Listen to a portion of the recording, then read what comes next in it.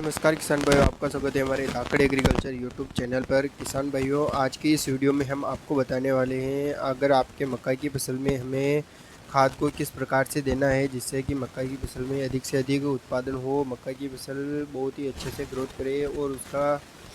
हरा रहता है वो भी अच्छे से भुट्टा रहता है, वह भी अच्छे से बड़ा हो और उसके दाने भी अच्छे से बिके। तो किसान भाइयों, अगर हम मक्का की फसल में खाद को सही समय पर नहीं देते हैं तो मक्का की ग्रोथ अच्छे से नहीं हो पाती है, जिसके कारण मक्का की फसल में भुट्टे का विकास अच्छी तरह से नहीं हो पाता है और उसके भुट्टे का विकास अच्छी तरह से नहीं होगा तो उत्पादन बहुत ही कम देखने को मिलेगा। तो किसान भाइयों, आज इस वीडियो में हम आपको बताने वाले मक्का की फसल में हमें खादों को कैसे और किस समय पर डालना चाहिए और किस अंतराल पर।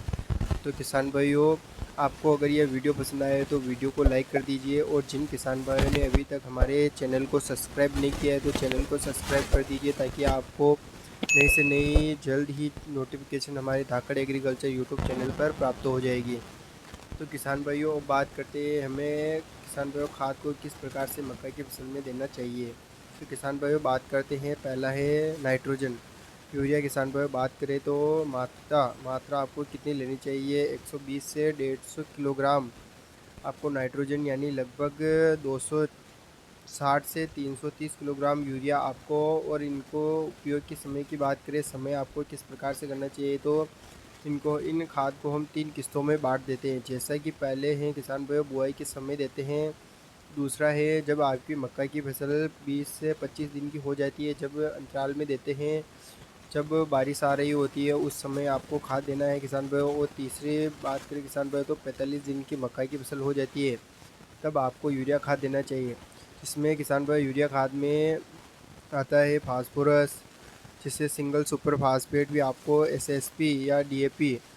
आपको 60 किलोग्राम फास्फोरस, लगभग आपको 150 किलोग्राम से डीएपी या 375 किलोग्राम एसएसपी खाद आपको बुआई के समय डाल देना है जिससे कि मक्का की फसल बहुत ही अच्छे से ग्रोथ करे और मक्का की फसल में भुट्टे का विकास बहुत ही अच्छा देखने को मिले। किसान भाइयों, बात करें म्यूरेट और पोटास एमओपी, 40 किलोग्राम आपको म्यूरेट और पोटास लेना है जिससे कि लगभग आपको 65 से 70 किलोग्राम एमओपी बुआई के समय डाल देना है जिससे कि मक्का की फसल में बहुत ही अच्छे से ग्रोथ देखने को मिलेगी, मक्का की फसल बहुत ही अच्छे से ग्रोथ करेगी और किसान भाई मक्का की फसल बहुत ही अच्छे से हरी भरी रहेगी। और किसान भाई एक बात है, अगर आप इन खादों का मक्का की फसल में छिड़काव करते हैं तो मक्का की फसल में पहले आप निराई गुड़ाई करके खरपतवार को नष्ट कर दें, जिससे कि खरपतवार को यह खाद डालते हैं तो खरपतवार को नहीं लगेगा, मक्का की फसल बहुत ही अच्छे से ग्रोथ करेगी और मक्का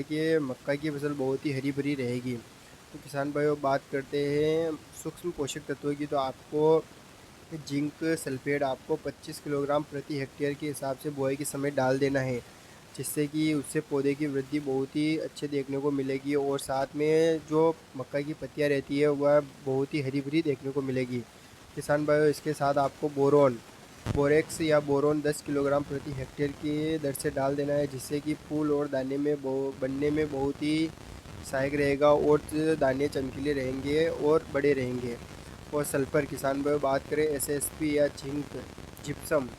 एसएसपी या जिप्सम पौधे में प्रोटीन निर्माण में मदद करता है। अगर आप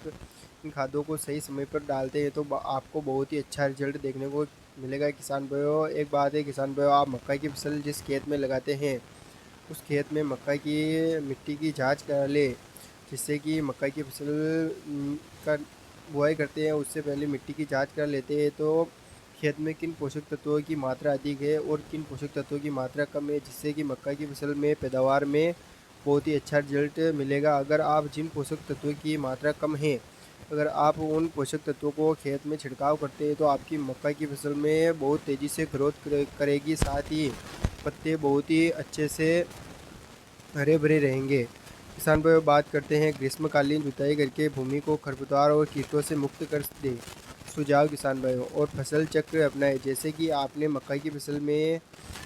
फसल बांधने के बाद आपको रबी सीजन में उस खेत में दलहनी फसलें लगाएं ताकि जो दलहनी फसलें रहती हैं वह मक्का के दलहनी फसलों के जड़ों में जो राइजोबियम रहता है ना,